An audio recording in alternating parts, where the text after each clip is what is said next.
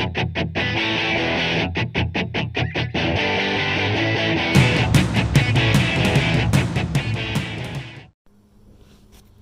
we going, guys? Mickey here from the Cartel, back with another beer review.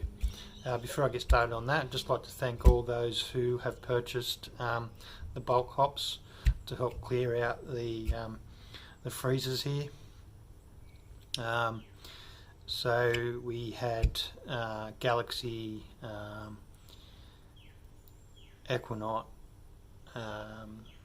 Haltail, Middle Fruit, and Ella in bulk here, through a bulk buy that I've done. Just needed to clear out as quick as I could. I've got another bulk buy coming through, so cheers to those who jumped on board and purchased those at cost price. No money was made on those deals. By the time you bag it up, you process it, post it, there's next to nothing made on those. As long as you're not losing out, I guess that's the main thing. I keep rotating for fresh hops, and the other brewers out there get pretty fresh hops as well. Anyway, so the beer I'm going to review is the Malt Shovel Brewery in Camperdown. This is our XPA. So I have had this along with the Black Hop Send It. I'll do a review of the Black Hop Send It as well. But for me, the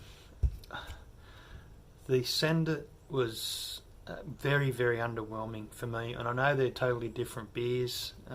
This being an XPA, and I think the Send It being a session ale. But I sort of put them in the same category. The XPA is probably a lot hoppier, but I just found the Send It to be very, very watered down. There was a bit of controversy around that Send It beer when it came through Dan Murphy's. Dan Murphy's had put it through online sale for a ridiculous price. I think all up delivered for a case was going to be around about the $20 mark. I can't remember off the top of my head how much it was. I gave it a go, only because I thought, well, what can you lose by trying? They came back with a well, actually I had no correspondence and no sort of communication through the whole sale, except for the fact that it had been picked, packed, and was awaiting pickup for delivery through courier. I was at work. I'd only recently gone back to work after the holidays, and I got a notification through email to say that attempted delivery had been made. It's the only communication that those guys had given me in that whole time. I was one of the lucky ones. I did get the carton for the ridiculous price, delivered for under $20.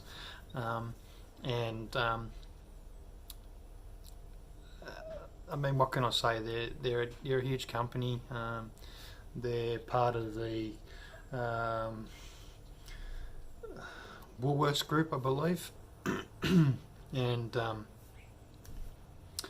if not, it's Coles, one of the two big supermarket chains. Doesn't mean crap to me, but anyway, I did manage to crack the deal, and yeah, and not only that, got a refund, so free carton of beer. And I said I send it. I don't rate it. I think they should have called rate it, and I would have said no, I don't rate it. Anyway, every other beer I've had from Black Hops been great, but that particular beer, I think it fell very short. But I'll talk about that a little bit more. It has got a couple of good points about it, which I've spoken about. Anyway, I do rate this XPA by Malt Shovel Brewery over the Send It, as I said. A lot of people might not want to hear that. This particular beer is owned by the big chain Lion Group. which does produce a lot of those mass-produced mega swill beers. That sun's just starting to creep through that little gap in the top of the door. Sorry about that. Anyway, so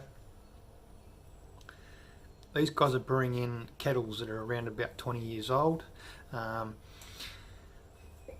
And the can states, when you meet one of us, you'll see there's always something going on up there. Cogs turning, recipes forming, beers being born. Our 20-year-old kettles have made a few in their time, and there's always another one brewing in our brains. Like this tropical XPA we just canned with a malty sweetness, this hop-driven delight delivers aromas of grapefruit, passion fruit and melon. Enjoy. We are Malt Shovel Brewers. Always something brewing. So the hops they use in these is the Citra, Galaxy, Amarillo and Eldorado. Malts being the pale and the toffee. IBU is 39. ABV 4.8, 355ml can, and it is a good looking can. It's marketed around, I guess, the XPAs. There's a lot of XPAs that are sort of using these colours on their cans, and I think that's, you know, they've got their own design there. This is very similar. The can design is very similar to the brewery a picture or the illustration they have for the brewery, where they have the wheat, barley, the hops, and sort of, you know, it's like one of those pyramid sort of illustrations where you follow it through, and it's similar to one of those ones where you have a breakdown. You know, say, does the item still calibrate, and yes or no, and it filters down to where it is. And I guess the artwork on the can is very similar, and basically designed to look a lot like their illustration of the brewery. They did release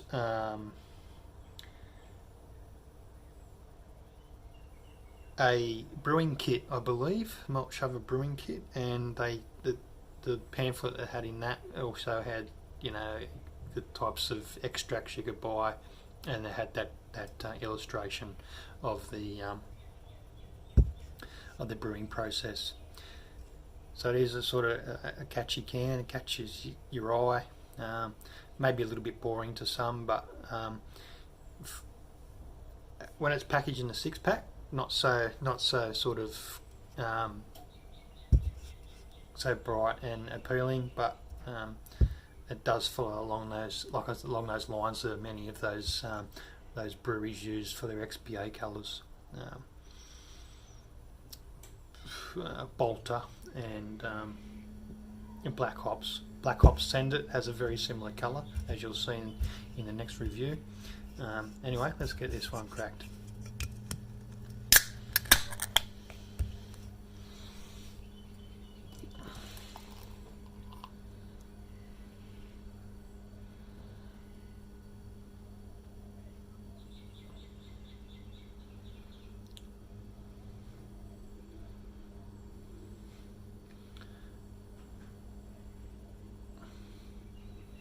It's very clear.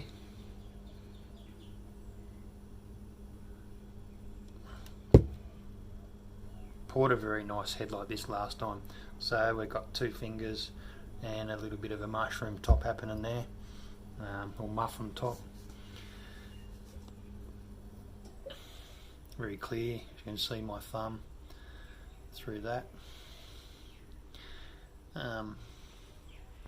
Great appearance. Oh, man, the aroma coming off this is superb.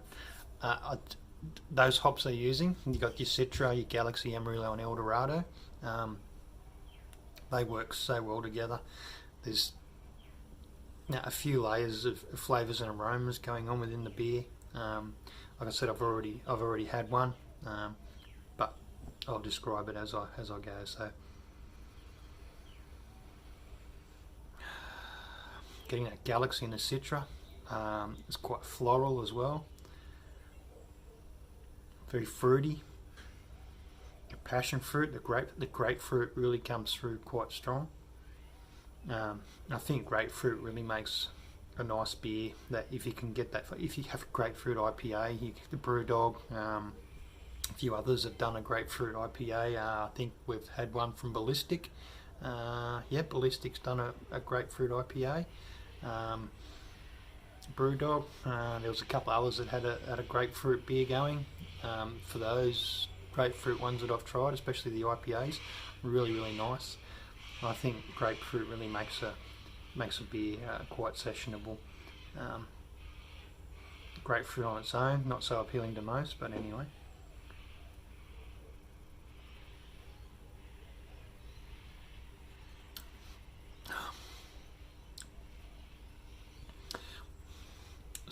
The aroma is really nice with this beer. I know a lot of people don't want to love it because it's made by one of those big conglomerate companies, being Lion Nathan. But as far as I'm concerned, this beer's got everything I look for in an XPA.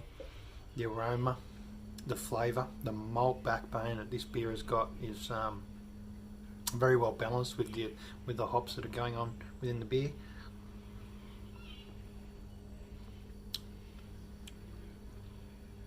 That little bit of sweetness hits you up here. The malts really coating the tongue. Those hops, it's a full flavour. Really balances nicely across the palate. Hops balancing well with the malts.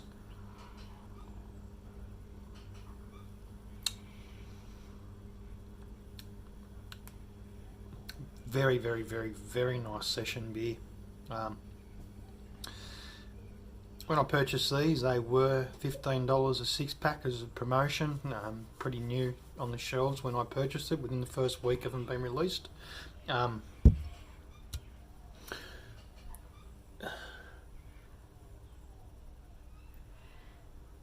Has been in the fridge for a little while. I just thought I'd return. I want to get a lot more reviews going on the YouTube page. So